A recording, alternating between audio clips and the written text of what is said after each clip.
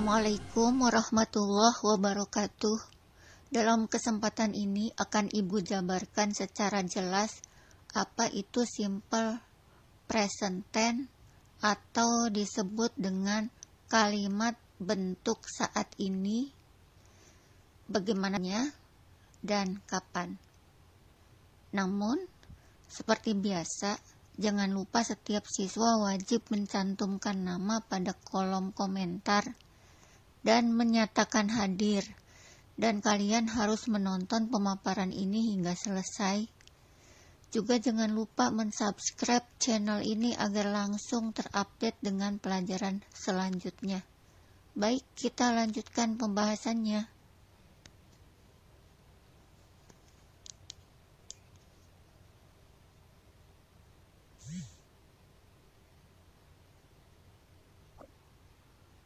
Bahasa Indonesia tidak mengenal kalimat bentuk waktu secara detail sebagaimana bahasa Inggris. Bahasa Indonesia tidak mengenal perubahan kata kerja akibat bentuk waktu yang berbeda.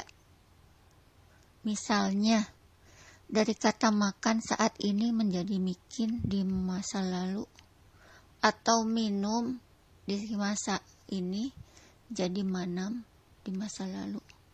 Tentu ini tidak ada dalam bahasa Indonesia. Berbeda dengan bahasa Inggris. Kata kerja berubah ketika ada perbedaan bentuk waktu. Misalnya, kata tidur saat ini yaitu sleep.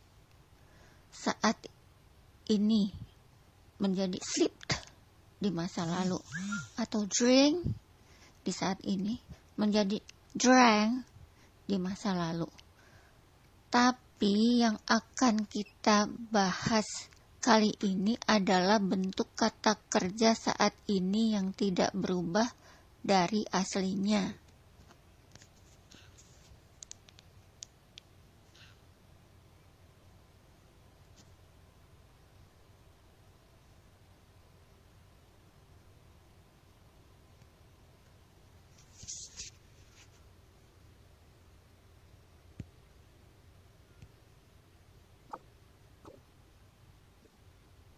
Mari kita lihat fungsi simple present tense, yaitu 1.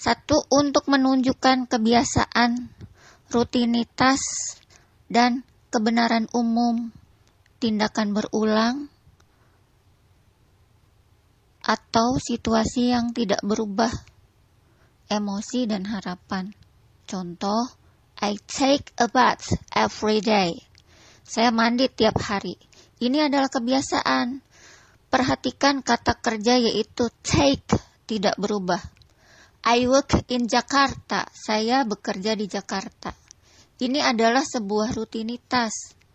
Perhatikan kata kerjanya yaitu work, tidak berubah. Jakarta is a large city. Jakarta adalah kota besar. Ini adalah sebuah kebenaran umum. Perhatikan kata kerjanya. Juga perhatikan to be yaitu is, tidak berubah. 2. Untuk memberikan instruksi atau arahan. You walk for 200 meters, then you turn left. Jalanlah sepanjang 200 meter dan kemudian belok kiri. Perhatikan kata kerjanya yaitu walk dan turn, tidak berubah. Untuk menyatakan jadwal tetap di masa kini maupun masa depan. Your exam 3. Untuk menyatakan jadwal tetap di masa kini maupun masa depan. Your exam starts at 8 o'clock. Ujian mulai jam 8. Perhatikan kata kerjanya yaitu start, tidak berubah. 4. Untuk menyatakan waktu di masa depan setelah konjungsi, yaitu setelah kata after, when, before, as soon as, until. He will wait for you at the station before you arrive there. Dia akan menunggumu di stasiun sebelum kamu tiba di sana. Hati-hati. Simple present tidak digunakan untuk menyatakan tindakan atau kejadian yang sedang terjadi saat ini. Itu namanya continuous. Contoh kalimat lain untuk kebiasaan misalnya, he drinks lemon at breakfast. Dia minum lemon saat sarapan. She only eats vegetables. Dia hanya makan sayuran. They pray 5 times a day regularly. Mereka sholat 5 waktu secara teratur. Untuk tindakan atau kejadian berulang, misalnya, we go by train every morning. Kami naik kereta setiap pagi. It rains every afternoon in the hot season. Hujan setiap sore di musim panas. They travel to overseas every summer. Mereka pergi ke luar negeri setiap musim panas. Untuk kebenaran umum, misalnya, water freezes at the 0 degrees. Air membeku pada 0 derajat Celcius. The earth revolves around the sun. Bumi mengelilingi matahari. Her father is Sundanese. Ayahnya orang Sunda. Untuk instruksi atau arahan, misalnya, let the water hot until 100 degrees Celsius and pour 2 spoons of sugar in it. Biarkan air mendidih hingga 100 derajat Celcius dan tumpahkan 2 sendok gula ke dalamnya. You drive until the intersection and turn left until you see the red sign. Jalan terus sampai perempatan dan belok kiri sampai melihat tanda merah. Untuk jadwal tetap misalnya, the train leaves at 7 o'clock sharp. Kereta berangkat jam 7 tepat. The Independence Day is on the 17th of August. Hari kemerdekaan tanggal 17 Agustus. Bersama pola future. She will see you before she leaves. Dia akan menemuimu sebelum dia pergi. We'll give it to her when she arrives. Kami akan memberikannya ketika dia datang. Nah, sekarang mari kita lihat contoh pembuatan kalimat simple present tense dengan contoh kata kerja sing dengan semua jenis subjek. Subjek. I, you, he, she, it, we, they. Dalam kalimat positif, I think, you think, he thinks, she thinks, it thinks, we think, they think. Do I think? Pertanyaan. Do I think? Do you think? Does he think? Does she think? Does it think? Do we think? Do they think? Untuk negatif, I do not think. You do not think.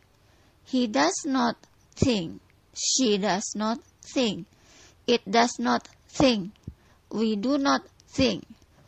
They do not think.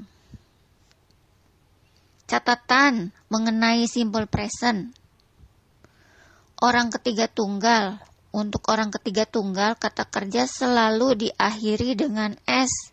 Misalnya, he wants, she needs, he gives, she thinks, dan lain-lain.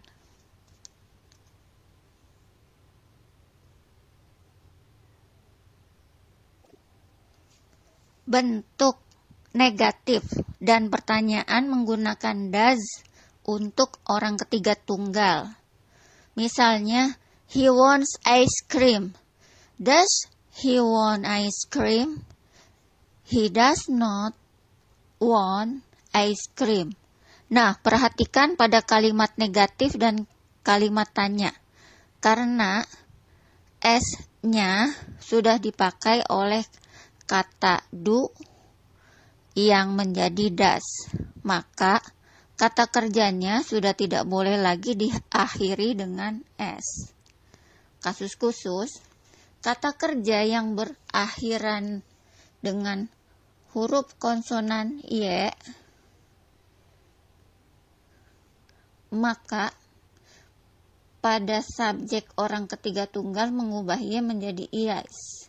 Menjadi fly menjadi flies, cry menjadi cries, dan lain-lain. Pengecualian, jika sebelum Y adalah huruf vokal, misalnya play, maka menjadi plays. Pray menjadi praise. Jadi tidak diakhir dengan kata ias, tapi hanya dipakai dengan tambahkan S saja. Tambahkan ES ke kata kerja yang berakhiran dengan double S, X, SH, CH. Misalnya, he passes, he catches, he fixes, it passes.